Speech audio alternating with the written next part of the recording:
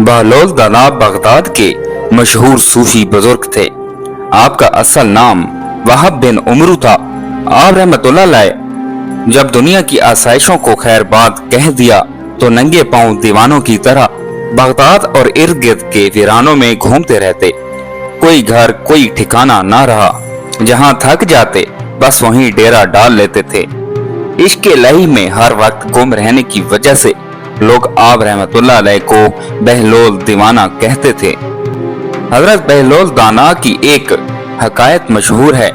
एक मर्तबा खलीफा हारून रशीद ने ऐलान किया कि उसके दरबार में खुरासान से फिक्ह इल्म दीन का फहम रखने वाले आ रहे हैं। उनके इल्म से फैज़याब होने के लिए सबको दरबार में आने की आम दावत है। हजरत बहलोल दाना ने जब ये ऐलान सुना तो शौक के इल्म में वो भी खलीफा के दरबार में पहुंच गए। दरबार पहले से ही लोगों से भरा हुआ था। हजरत बहलोल दाना ने जब खलीफा हारून रशीद को सलाम किया तो हारून रशीद ने उनको अपने पास बुला लिया। हारून रशीद के पास ही शाहाना कुर्सी पर बैठे फिक्हा ने जब देखा कि नंगे पांव पुराने और गर्द आलूद कपड़ों में मलबूस एक दीवाने को बादशाह इस कदर इज्जत दे रहा है तो वो बहुत हैरान हुआ और बोला, आप बहुत मेहरबान और फराख दिल हैं जो ऐसे मामूली लोगों को भी अपने दरबार में इतनी इज्जत देते हैं। हजरत बहलोल दाना ने ये बात सुन ली और उससे मुखातिब होकर कहा कि आप एक बड़े फिक्हा हैं और मैं एक इल्मी दीवाना हूँ, क्यों ना आपस में इल्मी मुबाहिसा कर लें। ये सुनकर हारून रशीद खुश हो गया क्योंकि उसे इल्मी मुबाहिसों और मुनाजरों का शुरू से ही शौक था। हारून रशीद ने फिक्हा को मुखातिब करते हुए कहा कि आपको बहलोल की दावत कबूल कर लेनी चाहिए। फिक्हा ने कहा, मैं इल्मी मुबाहिसा करने के लिए तैयार हूँ, लेकिन मेरी एक शर्त होगी।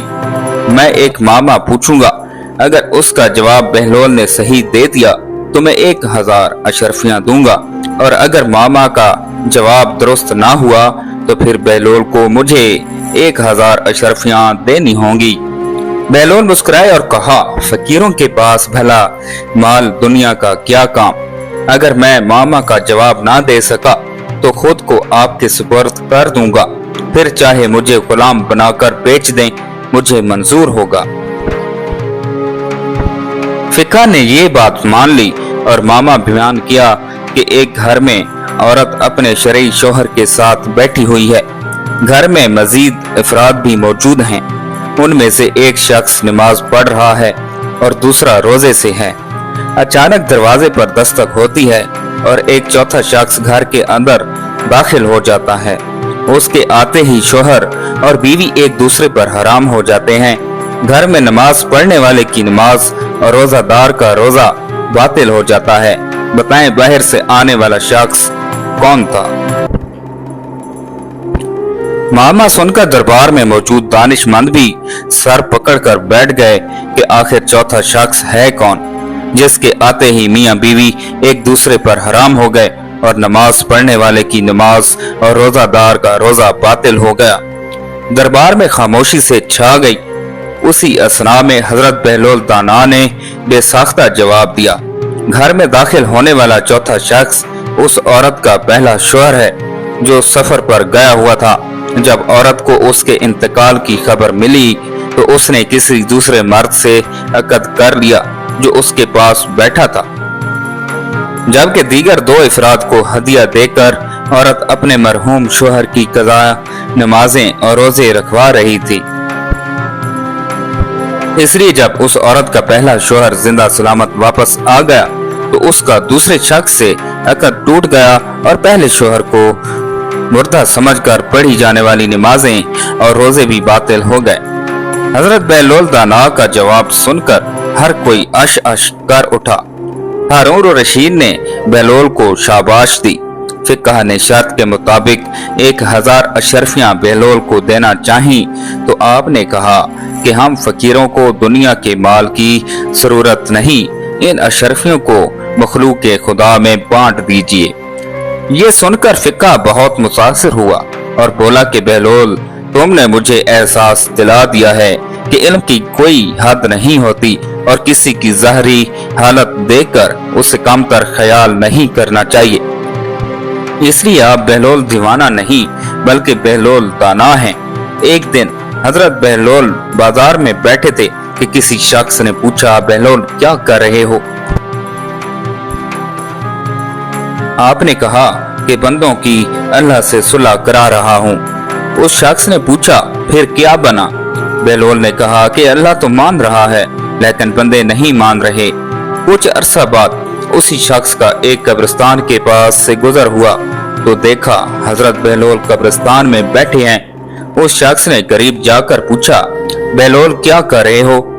आपने कहा, बंदों की अल्लाह से सुलह करा रहा हूँ। उस शख्स ने पूछा, फिर क्या बना?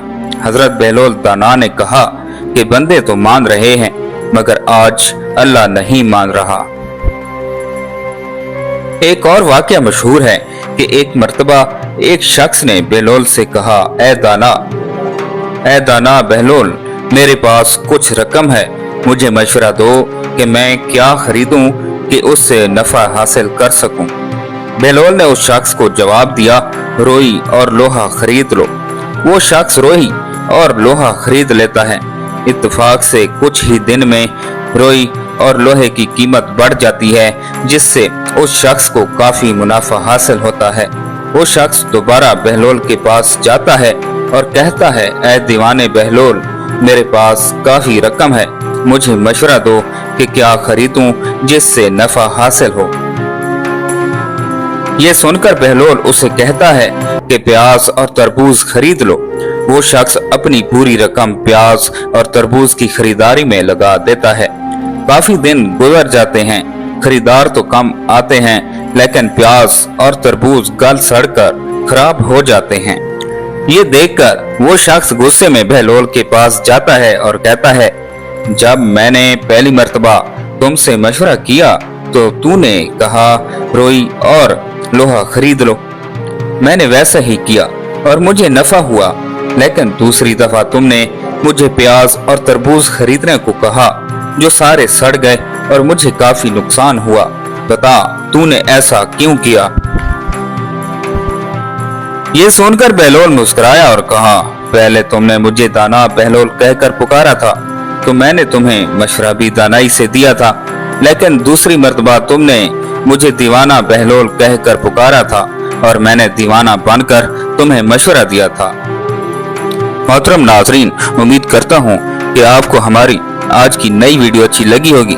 अगर आपको हमारी आज की नई वीडियो अच्छी लगी है तो हमारे चैनल इस्लामिक नॉलेज 1122 को सब्सक्राइब करें और साथ ही लगे बेल आइकन के बटन को भी प्रेस कर दें ताकि हमारी हर नई आने वाली वीडियो आप तक बर वक्त पहुंचती रहे।